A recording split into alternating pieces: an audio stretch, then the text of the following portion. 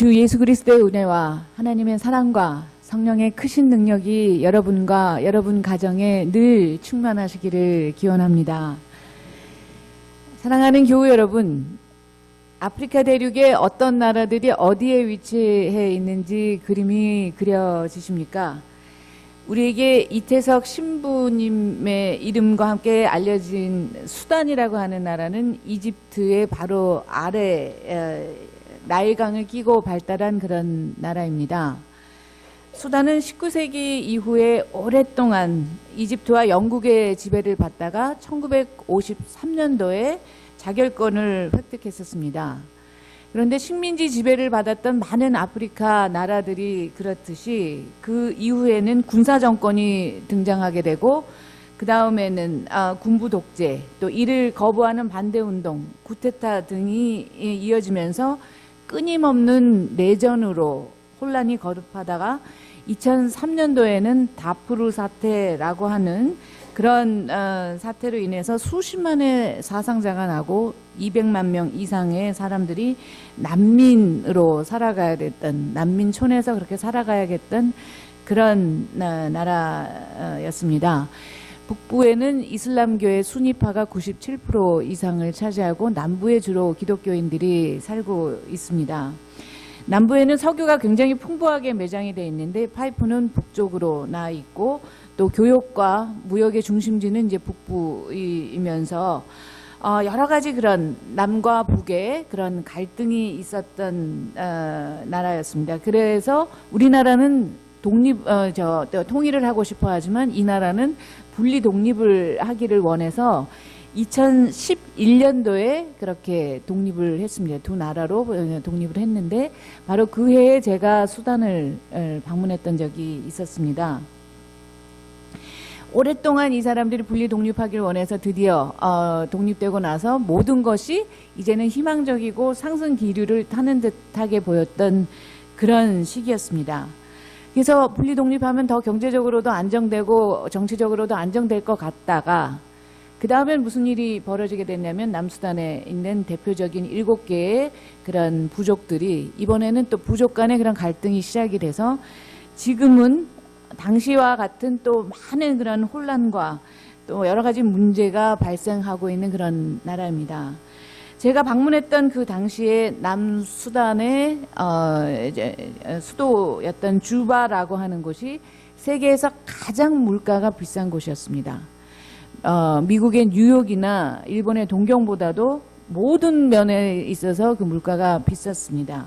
그 이유는 다름이 아니라 수십 년 동안 이어지는 내전과 갈등으로 인해서 사람들이 한 곳에 정착해서 살아갈 수가 없었고 그랬기 때문에 기본적으로 농사 지을 수 있는 그런 방법도 잊어버리고 또 농사를 짓지 못했기 때문에 아주 기본적인 그런 수확물조차도 생산해내지 못하는 그런 상태였고 모든 것을 수입에 의존했기 때문이었습니다.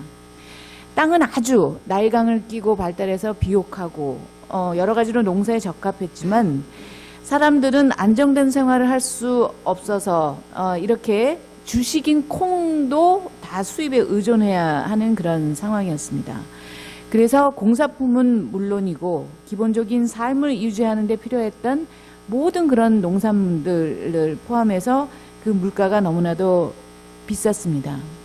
오늘 구약성서의 본문 영원한 평화를 노래하는 이사야서 2장의 비전과는 정반대의 현상이 이 나라에서 오랫동안 이어지고 있었습니다. 민족들 사이의 분쟁과 사람들 사이의 갈등은 비단 수단뿐만이 아니라 전 세계 도처에서 해결될 기미를 보이지 않는 듯합니다. 사람들은 농사를 짓는 데 써야 할 보습을 쳐서 칼을 만들고 낫을 쳐서 창을 만들었으며 나라와 나라가 칼을 들고 서로를 치기 때문에 나이 든 분들조차도 농사 짓는 법을 모두 잊어버리고 어린이들은 농사를 짓는 것 대신에 군사 훈련에 동원되고 있는 것이 수많은 그런 지역에서 오늘날 벌어지고 있는 그런 현상들이기도 합니다. 우리가 접하게 되는 이러한 세계 현상은 이사야서가 묘사하고 있는 평화와는 정반대의 모습으로 치닫고 있어 보입니다. 2000여 년 전에 예수 그리스도가 우리와 함께 하셔서 이미 하나님 나라를 우리 가운데 보여주셨으나 하늘에서와 같이 그 나라가 이 땅에는 아직 온전히 실현되지 않았습니다. 그래서 우리는 이미 우리에게 보여주셨던 하나님 나라와 아직 아닌 그 하나님 나라 사이의 시간적인 긴장 관계 속에 살고 있습니다. 그러면 하나님 나라가 완전히 우리에게 임하실 그 시기는 언제입니까? 오늘 마태복음의 복음서에서 예수께서는 그러나 그 날과 그 때는 아무도 모른다. 하늘의 천사들도 모르고 아들도 모르고 오직 아버지만이 아신다고 하셨습니다. 그러면서 예수께서는 우리에게 당부를 하십니다. 깨어 있으라 라는 것입니다. 우리는 주께서 어느 날에 오실지를 알지 못하기 때문입니다. 그리고 그것을 굳이 알라고 하지 않으십니다. 그러나 준비하고 있으라고는 당부하십니다.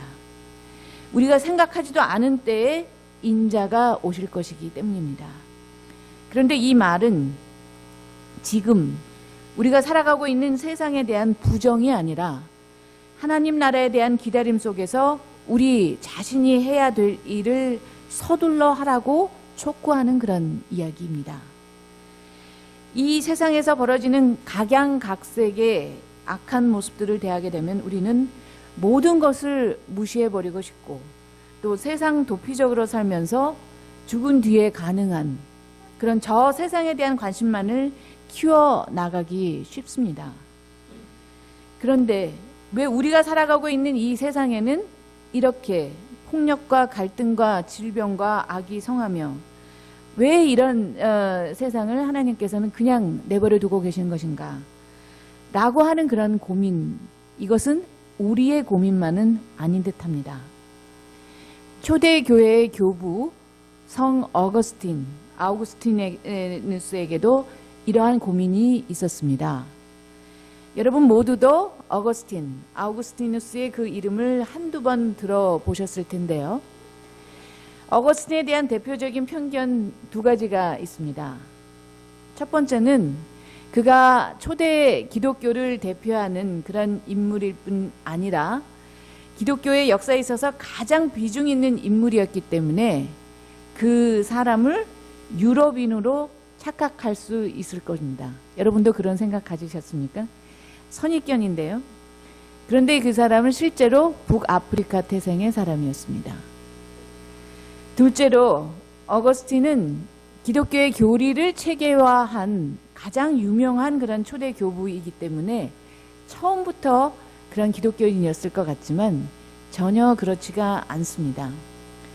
어거스틴은 젊은 시절에 아주 오랫동안에 마니교에 깊이 심취해 있었던 그런 인물이었습니다. 이 세상의 악의 문제에 대해서 마니교처럼 명백하게 설명해주는 종교가 없다고 여겼기 때문이었습니다. 그래서 이 악에 대한 고민들, 세상에 벌어지고 있는 많은 그런 불의함에 대한 고민을 마니교에서 풀어보려고 했습니다. 마니교에서 설명하는 방법이 굉장히 간단했기 때문입니다. 이 세상을 악한 신과 선한 신의 대결 구도의 장이라고 그렇게 마니교에서는 설명을 했습니다. 그래서 이 세상에 벌어지는 모든 악은 악한 신이 움직이기 때문이다 라고 그렇게 간단하게 이분법적으로 이원론적으로 설명을 했습니다. 그런데 어거스틴이 어느 날부터 별자리를 통한 점성술에 관심을 기울이게 됐습니다. 그 아름다운 그런 별들을 관찰하면서 이렇게 아름다운 우주를 지으신 분이 악한 신일 리가 없다 라고 해서 그 다음에는 이제 별자리 관측하는 거에 이 사람이 완전히 꽂혀 있었습니다. 그래서 열심히 별자리와 천문학을 통해서 모든 세상의 이치를 풀어보려고 했었습니다. 그런데 어느 날 한시 한 장소에서 태어난 두 사람을 만나게 됐는데 이 두 사람의 운명이 전혀 다르다라는 것을 깨달으면서 이 점성술도 이렇게 믿을 게 못 되구나 라는 걸 알게 됐습니다. 그 이유는 뭐냐면 한 사람은 그 집의 주인의 아들로, 다른 한 사람은 종의 아들, 노예의 아들로 태어났기 때문이었습니다.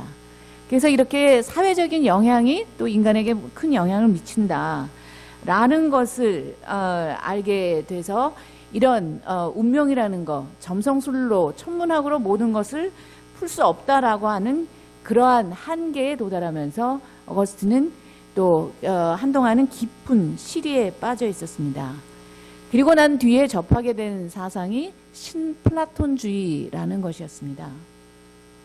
신플라톤주의는 굉장히 복잡한데 간단히만 얘기를 하면 인간의 끊임없는 노력과 정신에 의해서 플레로마라고 하는 충만의 단계에 이르를 수 있다라고 하는 그런 사상이었습니다.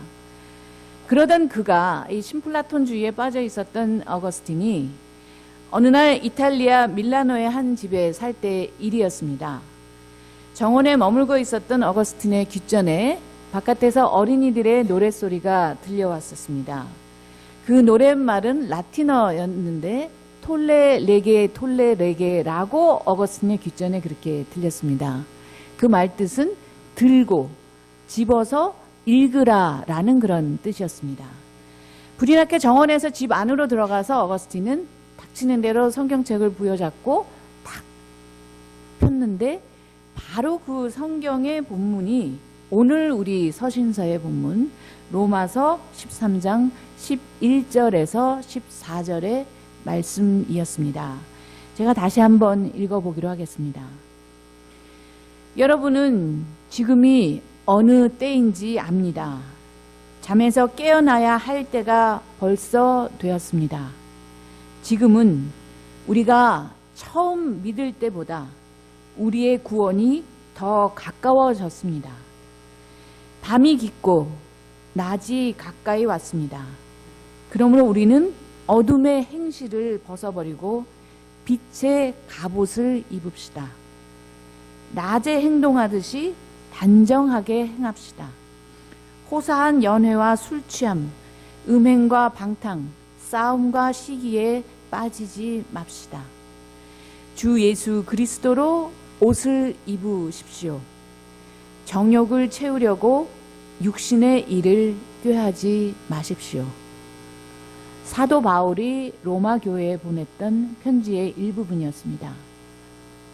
어거스틴이 이 본문을 수없이 읽었었겠지만 그러나 바로 이 순간에 어거스틴에게는 새로운 그런 깨달음이 있었던 것이었습니다. 어머니 모니카를 통해서 기독교의 가르침을 이미 어려서부터 접했고 성경책의 내용을 꿰뚫고 있었지만 그에게 바로 어거스틴에게 이 순간 새로운 그런 회심이 일어나던 순간이었습니다. 어거스틴은 이후에 참회의 과정을 거치고서 교부 암브로시우스에게 가르침을 받고 또 기독교에 대해서 새롭게 관심을 갖고 성경을 보게 된 이후에 기독교 역사상 가장 중요한 그런 신학자로서 수많은 신학 저술을 남기는 그리고 자신의 그런 모습들을 고백록에 담아냈죠. 제가 지금 말씀드렸던 자기 자신의 이런 그 종교에 대한 관심들 이게 다 고백록에 나와 있는 이야기들입니다. 밤이 깊고 낮이 가까이 왔으니 잠에서 깨 어둠의 행실을 벗고 주 예수 그리스도로 옷을 입으라. 이 바울의 표현, 1세기의 바울의 표현이 바로 이제 4세기에 살았던 어거스틴에게 뿐만이 아니라 21세기에 우리에게도 다시 한번 전해지게 되었습니다. 우리 모두에게도 1세기의 바울뿐만이 아니라 4세기의 어거스틴뿐만 아니라 21세기에 사는 우리에게도 이 아침에 새롭게 다가가는 그런 말씀일 것입니다. 우리는 늘 잠에 취해서 삽니다. 인간의 평균 수명 시간을 8시간으로 보통 잡게 되면요. 우리가 살아가는 그런 우리에게 허락된 시간 가운데 3분의 1은 우리가 잠으로 보내게 됩니다. 잠은 인간의 활동을 가능하게 하고 육체적인, 정신적인 휴식을 가져오게 하는 그런 시간들입니다. 우리는 잠을 통해서 피로도 풀고 활동을 위해서 필요한 그런 원동력을 다시 공급받게 됩니다. 잠의 효율성을 높이기 위해서 우리는 잠옷을 입고 편하게 그렇게 잡니다. 그런데 우리는 잠에서 취해 그렇게 살 수 없을 뿐더러 잠옷 입고 그렇게 퍼져서만 지낼 수가 없다라는 것입니다. 준비하고 깨어 있으라라고 하는 이 두 가지의 키워드는 초대교회 시기부터 기독교인에게 매우 중요한 그런 화두입니다. 그러기 위해서 우리는 잠옷이 아니라 빛으로 둘러싸인 옷, 즉 그리스도로 옷을 입어야 할 것입니다. 화려한 명품, 그런 옷이 필요한 것이 결코 아닙니다. 우리에게 있어서 가장 절실한 것은 바로 우리가 예수 그리스도로 옷을 입을 수 있도록 우리의 낡은 옷들을 모두 벗어버려야 할 것이라는 사실입니다. 잠옷 입고 막연하게 그렇게 살아갈 수 있는 것이 아니라 예수 그리스도로 옷을 입는 것이 중요합니다. 예수 그리스도로 옷 입은 사람에게 드러나는 마지막 때의 현상은 무엇입니까? 오늘 마태복음서의 본문에서는 두 가지의 동사, 데려감과 버려둠을 사용해서 그 마지막 때의 모습을 이야기하고 있습니다. 데려감이라고 하는 것은 궁극적으로 구원받는 것을 말하고, 버려둠이라고 하는 것은 돌보지 않고 내버려두는, 포기하는 것을 말하게 됩니다. 인간의 끊임없는 배반에도 불구하고 우리를 참아주시는 주 예수께서 다시 오실 그 날이 언제인지 우리는 알 수 없습니다. 그리고 그 날이 언제인지 안다라고 하는 분이 우리나라에 너무 많이 있습니다. 그런데 그 날을 굳이 알려고 하지 말라라고 하는 것이 성경에 쓰여 있는 정확한 가르침입니다. 그 날을 향한 기다림으로 우리는 오늘도 살아가라는 것입니다. 지금 여기에서의 삶이 중요합니다. 그것이 대강절, 어드벤트의 의미입니다. 어드벤트라고 하는 것은 과거로부터 현재로, 그래서 미래로 이어지는 그렇게 평범하고 수평적인 크로노스적인 시간 개념이 아닙니다. 미래로부터 우리에게로, 현재로 오신다라고 하는 것이 이 어드벤트, 라틴어의 문자적인 의미입니다. 굉장히 역설적인 시간 개념입니다. 미래로부터 우리에게 향해서 오고 있는 그 시간을 말합니다. 우리는 오늘 현재를 지금 여기에서 살아가지만 하나님 나라의 완성이 하늘에서와 같이 이 땅 위에서 이루어질 그 때를 소망합니다.